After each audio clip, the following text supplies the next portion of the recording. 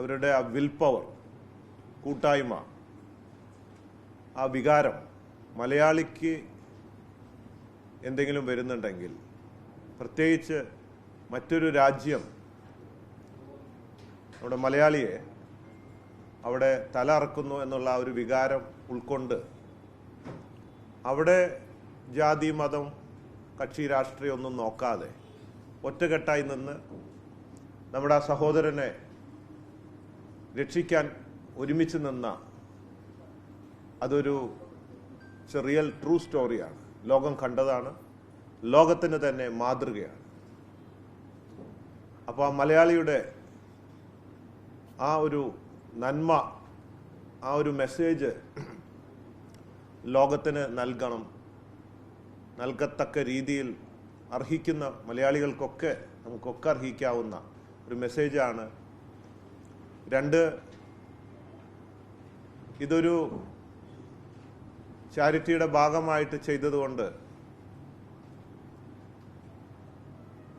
തീർച്ചയായിട്ടും ഇതൊരു ബിസിനസ് ആക്കാൻ ഉദ്ദേശിക്കുന്നില്ല. ഈ സിനിമയിൽ നിന്ന് ലഭിക്കുന്ന ലാഭം ബോച്ചെ ഫാൻസ് ചാരിറ്റബിൾ ട്രസ്റ്റിലൂടെ ദിവസേന പാവപ്പെട്ടവർക്ക് സഹായമായി നൽകും. ദിവസേന നൽകിക്കൊണ്ടിരിക്കുന്നുണ്ട്. നമ്മുടെ ബിസിനസ്സിൻ്റെ പല പ്രോഫിറ്റുകൾ ഉപയോഗിച്ച് കഴിഞ്ഞ 25 വർഷമായി ചെയ്തു വരുന്ന പ്രവൃത്തി ഇപ്പോൾ പുതിയതായിട്ട് ബോച്ചെ ടീ ലക്കി ഡ്രോ തുടങ്ങിയിട്ടുണ്ട്. അതിൽ നിന്നും ലഭിക്കുന്നത് ദിവസേന നമ്മൾ ചെയ്യുന്നുണ്ട്.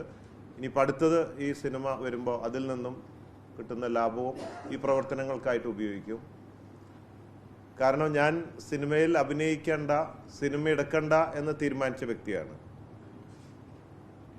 പക്ഷെ ഇത് ഒരു ചാരിറ്റിക്ക് വേണ്ടിയും വ്യത്യസ്തമായ ഈ ബോച്ചെ ഫാൻസിൽ നിന്നുള്ള അഭിപ്രായങ്ങളിലൂടെ വന്നതാണ്. എൻ്റെ അഭിപ്രായമായിട്ട് തുടങ്ങിയതല്ല.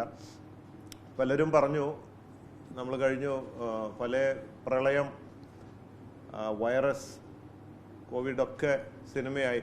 അതൊക്കെ നമ്മുടെ അനുഭവമാണ്, ജനങ്ങൾ അനുഭവിച്ച കാര്യമായതുകൊണ്ട് ഇതിനൊരു പ്രാധാന്യമുണ്ട്. ഇതൊരു മെസ്സേജാണ്. ഇതൊരു നല്ല പ്രവൃത്തിക്ക് വേണ്ടി നമുക്ക് ചെയ്തുകൂടെ എന്ന് ഉള്ള അഭിപ്രായം വന്നപ്പോഴാണ് അതിനെക്കുറിച്ച് വെറും മിനിഞ്ഞാന്നാണ് ഈ തീരുമാനം എടുത്തത്. അപ്പം ഇതൊക്കെയാണ് ഇതുകൊണ്ട് ഉദ്ദേശിക്കുന്നത്. Any questions please? ബ്ലെസ്സി ആയിട്ട് സംസാരിച്ചു. അപ്പോൾ ബ്ലെസ്സി പോസിറ്റീവാണ്. നമുക്ക് നോക്കാം, സംസാരിച്ചിട്ട് എന്നുള്ള പോസിറ്റീവായിട്ടുള്ള മറുപടിയെ തന്നെ. ഇല്ല, ഞാൻ അഭിനയിക്കില്ല. നമ്മൾ അനുഭവിക്കൽ മാത്രമേ ഉള്ളൂ, അഭിനയില്ല. മനസ്സിലുണ്ട്, പക്ഷെ നമ്മൾ അവരായിട്ട് ഒന്നും സംസാരിക്കാനുള്ള നേരം കിട്ടിയിട്ടില്ല. ആദ്യം ബ്ലെസ്സി ആയിട്ട് സംസാരിച്ചു. എന്താ നിങ്ങളുടെ അഭിപ്രായം? ആരാ സൂട്ടാവുക? അല്ല, യാത്ര മാത്രമല്ല, ഈ അബ്ദുൾ റഹീമാണ് ഇതിൻ്റെ. അബ്ദുൾ റഹീമിൻ്റെ കഥയാണ് അത്. ഇതിനോട് ബന്ധപ്പെട്ട് ഇപ്പോൾ സൗദി ജയിലൊക്കെ,